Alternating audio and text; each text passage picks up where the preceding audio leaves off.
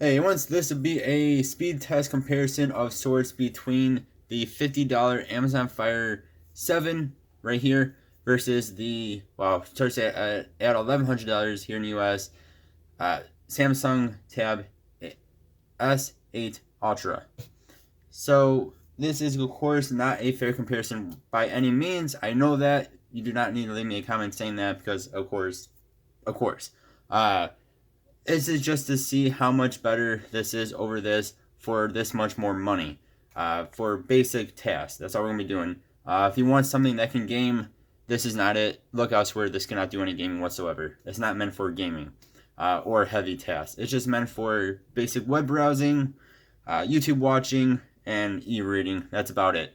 That's what we are going to compare in this video. Uh, yeah, so let's get on into this.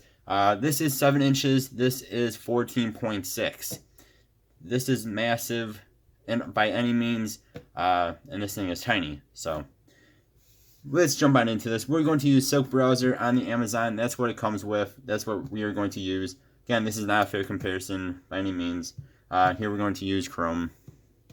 You cannot get Silk Browser on Samsung's. Silk Browser is Amazon's own browser. We will just do Pokemon.com. Both have been cleared of their histories. 1 and a 2 and a 3. So this is done. And then this is done. So you can see this is actually not a bad device for what it is made for. It's actually pretty good. And it's super tiny, which means you can have it in your hands all day long. This thing is super big. It's not that comfortable to have in your hands all the time. For some reason, this does not do the desktop website. This, of course, doesn't. But we can make them both do desktop websites here. And let that load in.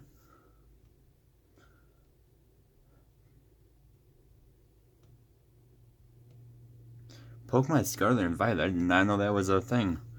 I might have to look into that. Go ahead here and hit Kadabra. But you can see this is actually pretty quick for a $50 device. It is pretty quick. Go ahead and hit Alakazam.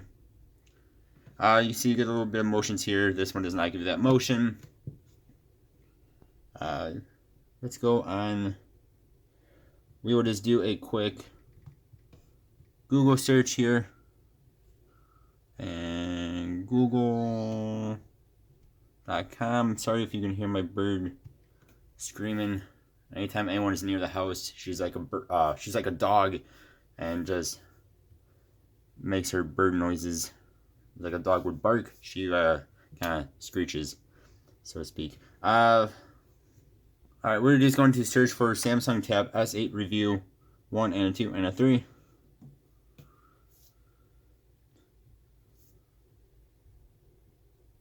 Let's retry that. Both these are on the same Wi-Fi network. Maybe.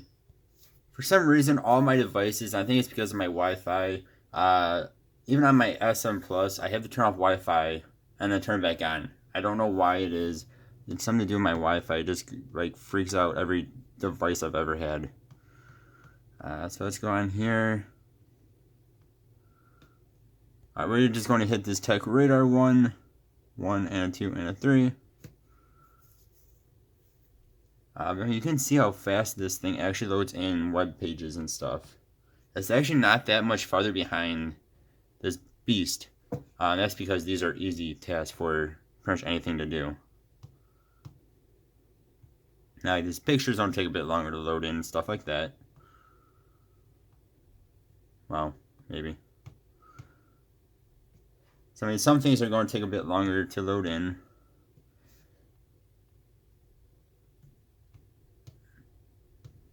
There we go. Of course, we can zoom in. Zoom in. Alright, let's get out of the web browser here. We're not going to do a can these devices keep everything open. This has 1 gigabyte of RAM. One app at a time is all it's really going to be able to do. That 1 GB of RAM is just, it's good for one task. That's it. We can also, of course, go into the App Store or Play Store, the Google Play Store, App Store.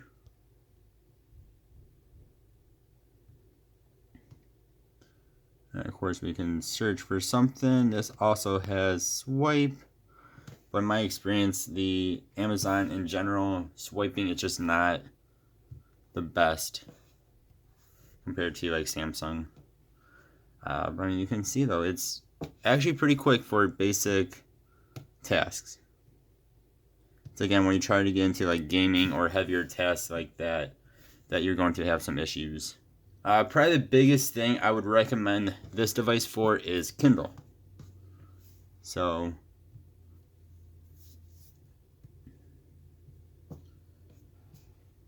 again, it's going to take a few more moments. There's a little bit of a heavier task for it to do. Like this, you know, it just loads on in. Even on this giant screen, this book in particular only lets you do 1 page per screen, no matter if you have it that way or this way.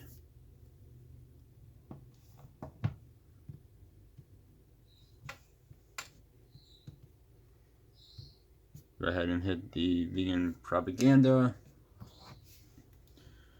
This is probably what I would recommend this thing for the most. Being so small, it is awesome. Being so cheap, it is awesome. I mean, this is what, about half the price of Amazon actual Kindles, their e-readers. I mean, again, you can get this thing on sale. And look, it looks really nice. It's not HD display or anything, but it still looks really, really nice. Nice and easy to read. You can turn it sideways if you want to. And of course, like any other tablet, you can change a whole bunch of different things on here as well. You can change font size, you can change layout, themes, more, do a whole bunch of different stuff on here. Just like, again, like any other tablet.